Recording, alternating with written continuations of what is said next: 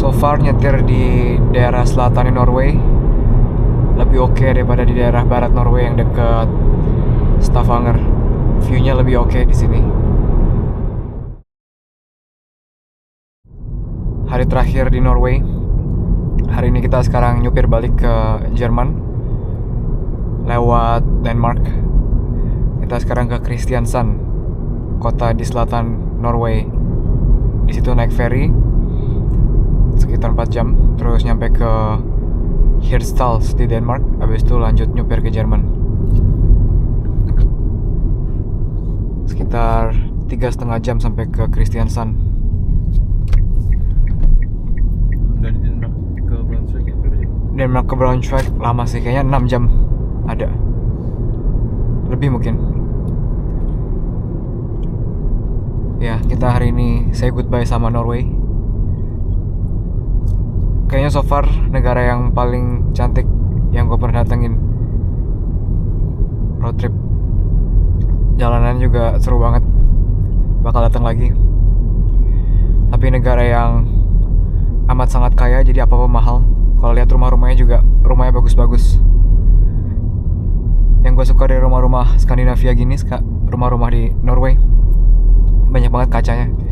Jadi kalau tinggal di situ bisa enjoy, kayak berasa outdoor tapi di dalam rumah. Dibanding Jerman, rumah-rumahnya lebih modern. Di Jerman kuno-kuno rumahnya. Semoga di perjalanan kita lewat pantai selatan Norway bisa ngelihat Fjord bagus. Oke, 3,5 jam sampai sana. Sebelum ke Jerman, mesti ngisi bensin dulu. Kita isi bensin di Norway karena lebih murah daripada di Denmark. Kita pakai Shell hari ini. Harusnya sekarang 30-an euro sih. Harganya 19,90, berarti sekitar 1,7 kali ya. Ini bensin termurah yang gue temuin di Norway, di daerah sini. 1,7, masih oke lah. Di Jerman juga ada beberapa pom bensin yang 1,7.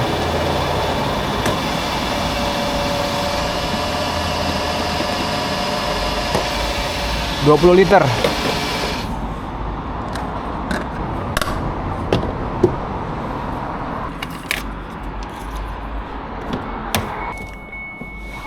Lanjut ke Kristiansand.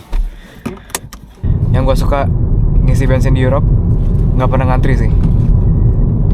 Jadi ngisi bensin bisa cepat, langsung satut-satut masukin kartu, isi bensin. Atau kalau yang mesti bayarnya manual, isi bensin terus bayar. Dan full tank ini bisa 790 km. Tapi anggap aja 700 lah, karena kalau udah di bawah 100 jarum bensinnya tuh di merah banget. Jadi suka was-was apakah kita bakal bisa nyampe ke pom bensin berikutnya atau enggak. Kalau di Europe tuh orang banyak pakai mobil diesel. Mobil kayak gini ada juga versi dieselnya. Bisa nyampe 1000 km lebih kalau full tank. Cuma diesel takutnya kalau beli mobil bekas gini, karena gue nggak pengalaman pakai diesel, takut waktu itu kalau servisnya nggak bener, takut tiba-tiba di atas 100.000 km ada masalah di filternya atau di turbonya. Jadi supaya nggak neko-neko, supaya nggak ada masalah macem-macem, pilih aman, beli bensin aja. Karena kalau ada masalah macem-macem, biaya servisnya mahal karena tenaga kerja montirnya mahal.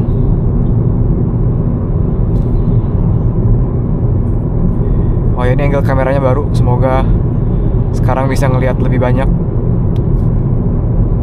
di setirnya mobil ini. Karena kemarin terlalu ke atas kayaknya. Oke, 3 jam lagi sampai ke Kristiansand. Ferinya jam 2.30, tapi kita jam 13.30 udah disuruh di sana buat check-in. Karena ini pengalaman kita naik ferry jarak jauh, jadi harus kasih buffer waktu yang lumayan besar supaya kalau ada apa-apa bisa diselesain dulu masalahnya. far nyetir di daerah selatan Norway lebih oke daripada di daerah barat Norway yang dekat Stavanger. View-nya lebih oke di sini. Jalanannya juga sepi, jadi kita bisa cruise control doang. 80 kita cruise control doang kayak di tol. Mungkin kalau orang-orang Norway yang pakai Tesla di sini cuma pakai autopilot doang ya. Jadi lebih santai lagi nyupirnya. Penasaran gimana nyetir Tesla di Norway, karena bukan Tesla doang atau mobil listrik in general di Norway harusnya nyaman banget, karena Norway itu negara yang penjualan EV-nya paling banyak di dunia secara persen. Karena insentif dari pemerintahnya banyak banget, terus chargernya ada di mana-mana. Jadi kalau punya EV nggak perlu takut buat kehabisan baterai di tengah hutan antah berantah atau di tengah gunung, karena bakal gampang buat cari charger. Jadi next time ke Norway kayaknya gue bakal ke daerah lebih utara, terus naik pesawat ke sana, rental EV. Ya, susah nih belok-belok, ada traktor. Semoga traktornya keluar sebentar lagi.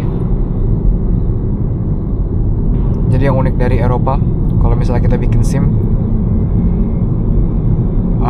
kita itu kalau buat nyetir mobil bisa dipakai juga buat nyetir traktor yang sebesar itu. Dan kalau kita convert SIM dari SIM Indonesia ke SIM Jerman misalnya, SIM kita juga bisa dipakai buat nyupir traktor. Gue belum pernah, tapi penasaran sih, pengen coba nyetir traktor gimana. Terima kasih Pak.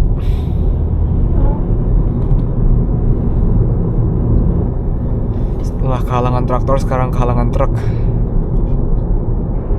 Tapi semoga truknya bisa 80 terus, jadi nggak perlu disusul. Ini kita dari tadi jalan pelan-pelan gini, irit banget. Bisa 5 liter per 100 km atau 20 km per liter. Biasanya kalau jalan tol di Jerman nggak pernah seirit ini, karena pasti ngebut. Speednya 120 minimal. Karena kita speednya cuma 70-80, mobil ini irit banget. Kalau mobil yang pakai diesel kali bisa 3 liter per 100 km atau sekitar 30 km per liter. Udah kayak motor iritnya. Tapi sayangnya diesel pajak tahunannya lebih mahal. Terus juga katanya sih lebih besar kemungkinan buat ada masalah kalau kilometernya udah tinggi. Wah, rame banget ternyata di depan. Jadi kita sabar-sabar aja sampai ke Kristiansand. Semoga nanti di jalan mobil-mobil depannya hilang. Truk-truknya tadi udah wajib keluar ke tempat inspeksi muatan. Jadi sekarang jalannya udah lumayan sepi dan bisa gas lebih cepat lagi. Enak banget rasanya. Tadi pas di belakang truk pelan banget, kayak berasa ikutan arus mudik, arus balik. Orang-orang liburan dari Norway pada balik ke mainland Europe, ke Jerman, ke Denmark, ke Belanda. Tapi ternyata cuman truk-truk doang. Langsung kosong jalannya setelah truk-truknya hilang tadi diinspeksi.